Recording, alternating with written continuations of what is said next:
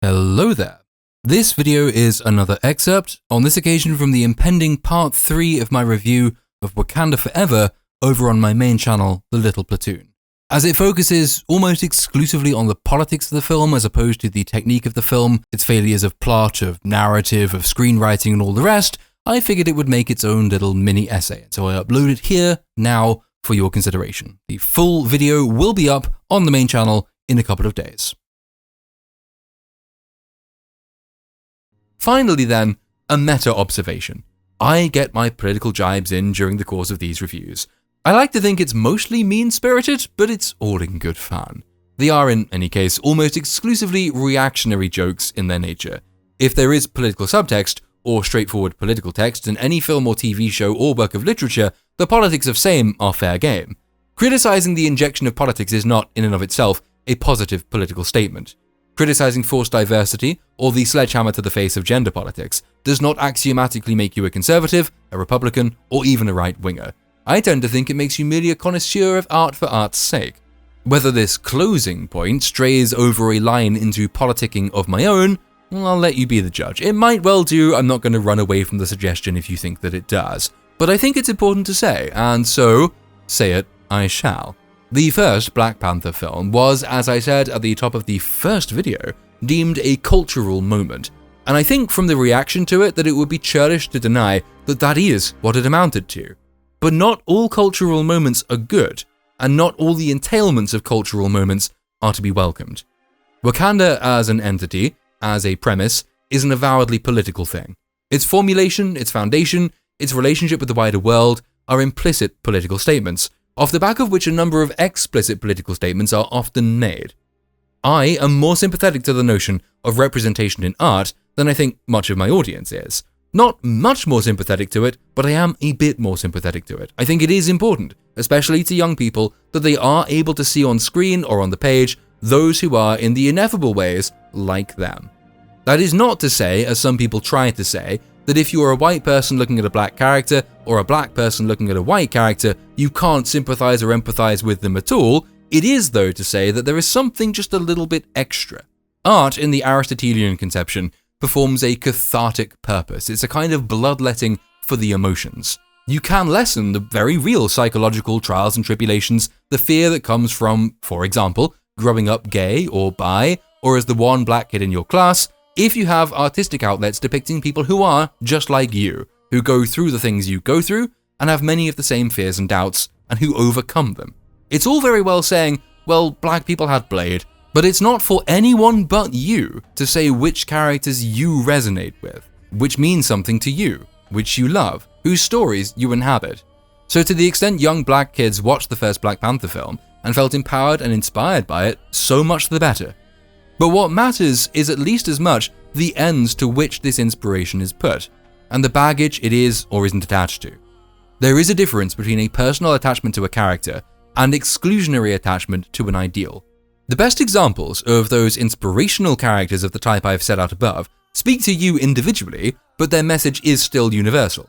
Anyone can love them and be inspired by them in their own ways, and your personal inspiration forms part of a much larger whole. This is a way of bringing outcast peoples and groups into the artistic society, emphasizing how each and every one of us is an individual but fits into something greater than ourselves, and showing the strength that results from alloying ourselves as individuals to that grander place, purpose, and sense of belonging. Wakanda, conceptually, and as depicted both in the first Black Panther and in Wakanda Forever, is a different proposition. One of the reasons it's so difficult to fit the nation into the broader realm of the MCU is that the philosophy underlying its depiction is one that is uneasy and sometimes outright hostile to the very idea of universalism.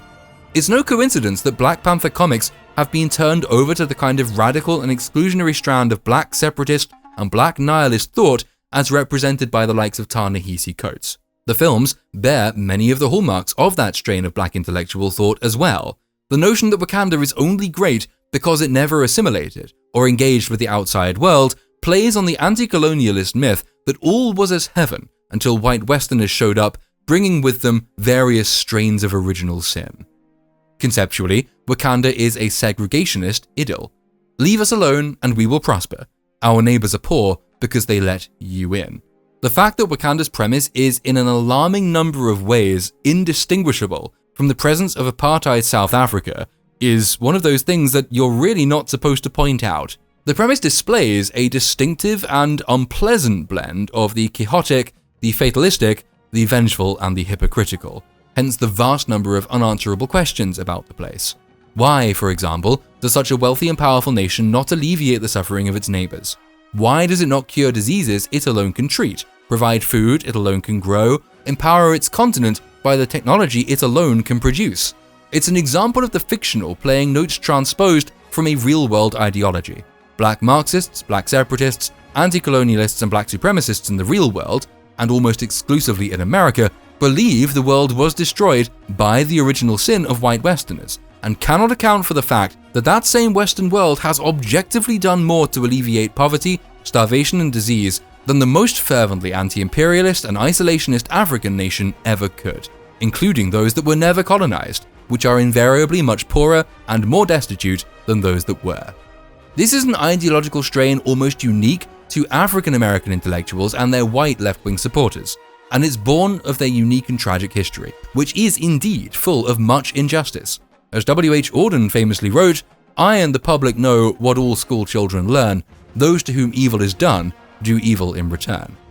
But by clinging to this creation myth, with its obsessive focus on original sin and externalized injustice, it perpetuates its own condition. For all the history of Black America is full of tragedy and torment, it is also full of liberation, affluence, education, fulfillment, and safety, all of which must be overlooked in order to cling to the Wakandan ideal that blacks must be separate to be truly free. It's unpopular among the intellectual class when you point this out, but America and Britain in particular are the best places in the world to be black. The total household wealth of African Americans exceeds the GDP of every single African nation. Indeed, it exceeds the total GDP of the vast majority of countries in the world as a whole. African Americans are more free of crime, murder, discrimination, and almost every other kind of injustice than minorities in any part of Africa are. Attempting to externalize the source of all your ills, as in various Wakandans' use of the term colonizer to describe various white Americans, which I've noticed bleeding into the real world as well, isn't always consciously vindictive, but it all contributes to the myth that black segregationists peddle. That Wakanda itself was never colonized, and no American alive today was ever a colonizer, is proof of how lazy ideological frameworks bleed into art. The term makes no sense in the context in which it's deployed. It only makes sense out-universe, in the ears of an audience that is being told, time and again, across so much media, like an incantation, that society can be neatly divided into oppressed and oppressor, victim and victimizer, colonizer and colonized. This is the reason Black Panther's cultural moment is, I think, to be regretted. Many of its underlying assumptions are toxic, its messaging is exclusionary, and activist ideals are snuck into the collective consciousness via the medium of popular art. To say that this is just pop culture is to miss the point. It's not just pop culture, it is pop culture. If you think that there's a hard divide between what you see on your screen and what the audience will come to believe, you are flatly naive. One of the permanent ironies of the activist class is that by agitating along the lines they do, they tend to increase the prevalence of the thing they are agitating against. That's why messaging like this in films like Black Panther are to be regretted. In Black Panther as a character, though, there was the prospect of redemption. Here was a man of that place who suffered loss and injustice, who embodies many of these unpleasant ideals, but who, like the best heroes, transcends them, finds a way to accommodate his personal experiences in a wider world in a positive and integrationist way.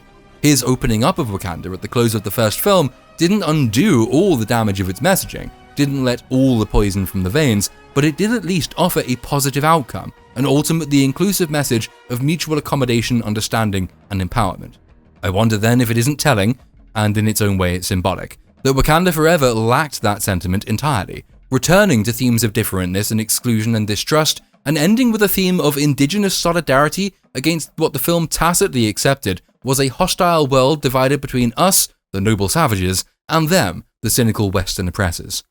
It may then be that the greatest loss to culture brought by Chadwick Boseman's death was, in fact, the death of his character and the death of his symbol, after all.